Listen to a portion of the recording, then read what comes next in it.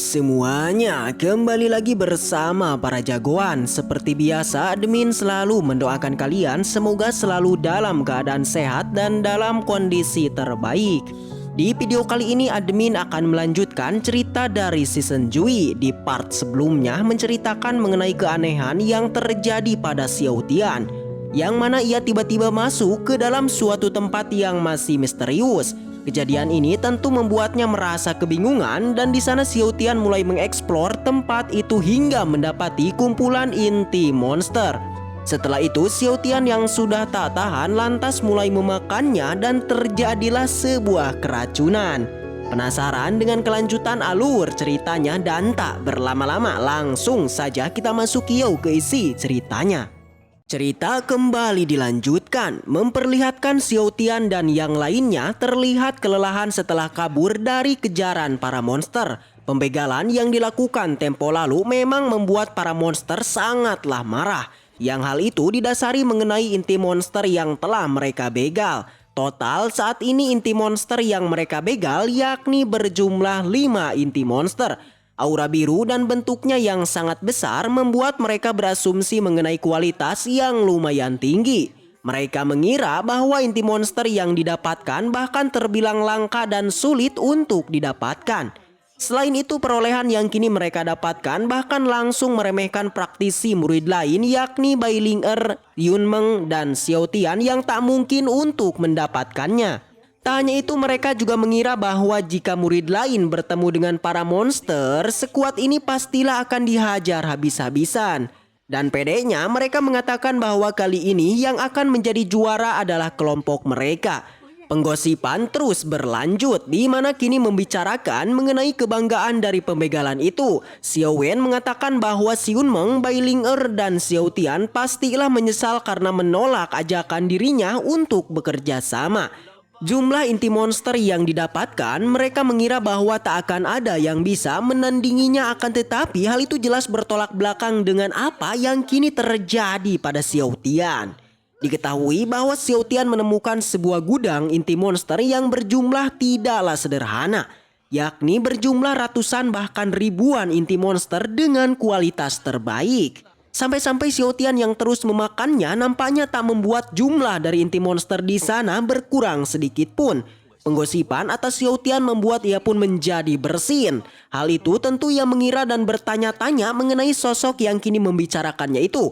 Ia berasumsi bahwa itu merupakan ulah kakak seniornya yang kemungkinan sedang mencari dirinya. Tak mau terus memikirkannya, ia pun malah kembali melihat inti monster dan lagi memakannya. Satu persatu inti monster terus ia makan. Namun dirinya menjadi kebingungan di saat ia mengingat mengenai perkataan Yun Meng yang mengatakan reaksi yang luar biasa setelah memakan sebuah inti monster. Akan tetapi berbeda dengan Xiao Tian yang kini ia tak mendapati sesuatu yang luar biasa itu guys. Dan hanya merasakan rasa mual yang tentu hal itu bukanlah reaksi yang sesungguhnya dari sebuah inti monster. Rasa penasaran yang terus menempanya membuat ia pun kembali memakannya dan terus memikirkan terkait manfaat inti monster terhadap kultivasinya. Setelah sekian lama memikirkannya, Xiao Tian malah menyimpulkan mengenai reaksi yang tidaklah muncul pada dirinya. Dengan begitu Xiao Tian pun mengira bahwa Yun Meng memang telah menipunya. Jumlah inti monster yang terlampau banyak membuat ia pun berpikir untuk membawa sebanyak yang ia bisa untuk kakak seniornya. Namun dirinya tiba-tiba bersedih setelah mengingat mengenai reaksi yang belum muncul pada tubuhnya.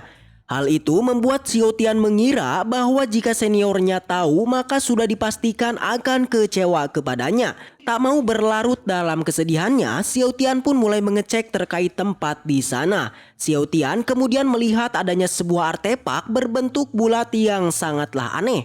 Ia pun merasa penasaran dan langsung mendekatinya hingga memukulnya.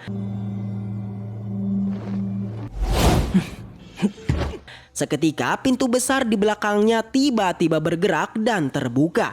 Melihat itu Xiao Tian menjadi sangat senang karena ia mengira bahwa pintu itu adalah jalan keluar. Dengan itu ia pun mulai berlari dan memasukinya. Ternyata pintu yang terbuka itu bukanlah sebuah jalan keluar melainkan sebuah tempat yang penuh akan sebuah pedang. Situasi yang hening dan kondisi yang menakutkan membuat ia pun bertanya-tanya mengenai tempat yang misterius ini. Perlahan ia pun mulai mengeceknya dan ternyata tempat ini adalah sebuah makam. Awalnya Xiao Tian mulai merasa ketakutan hingga bulu kuduknya merinding. Sebuah tempat yang penuh akan sebuah pedang membuat tempat ini memang sangatlah misterius. Tak lama tiba-tiba salah satu pedang seketika bereaksi, bergerak hingga mengeluarkan sebuah aura biru. Nampaknya di sana terdapat salah satu pedang yang memang tak biasa.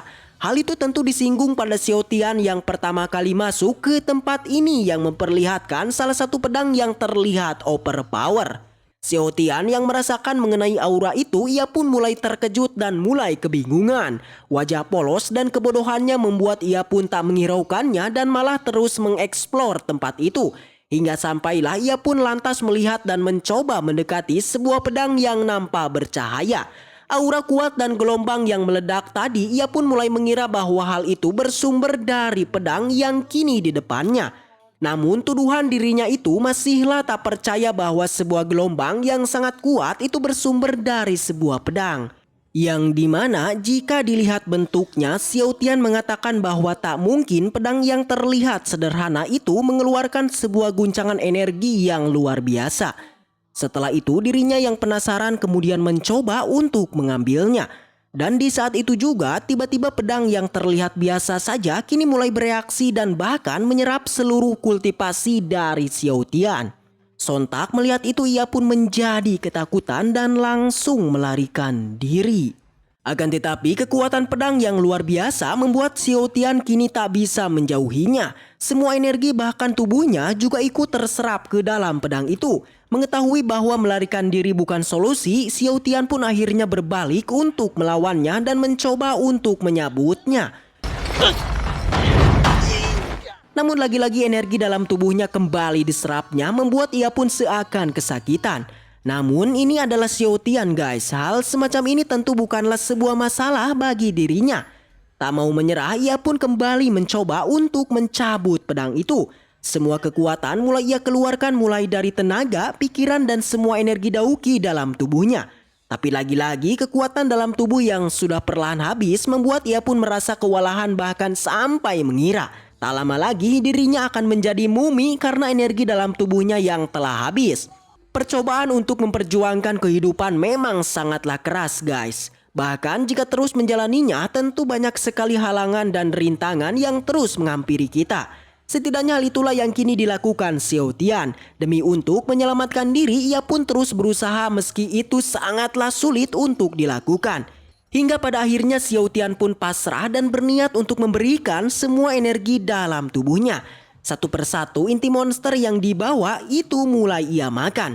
Dengan begitu stok energi dauki dalam tubuhnya kini melimpah dan seakan tak pernah habis ketika si pedang menyerapnya. Waktu demi waktu terus berlalu. Dirinya yang memang tak mau kalah terlihat Xiao Tian kini terus memakannya hingga menantang pedang itu. Hingga sampailah energi Xiao Tian meledak seakan tubuhnya tak lagi bisa membendung aliran energi yang sangat besar.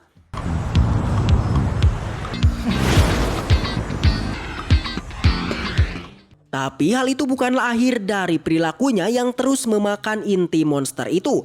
Dirinya yang terlampau kesal dengan pedang itu lantas ia pun kembali menantangnya dengan memakan pil inti monster lagi.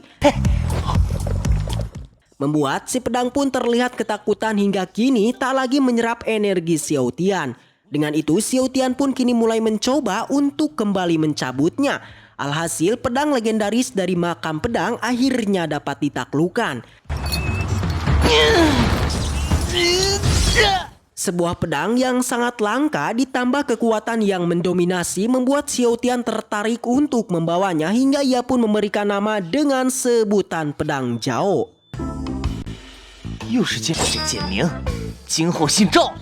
Dan mulai saat ini Xiao Tian menjadi pemiliknya yang dimana di masa depan kekuatan pedang Jiao akan sangat overpower.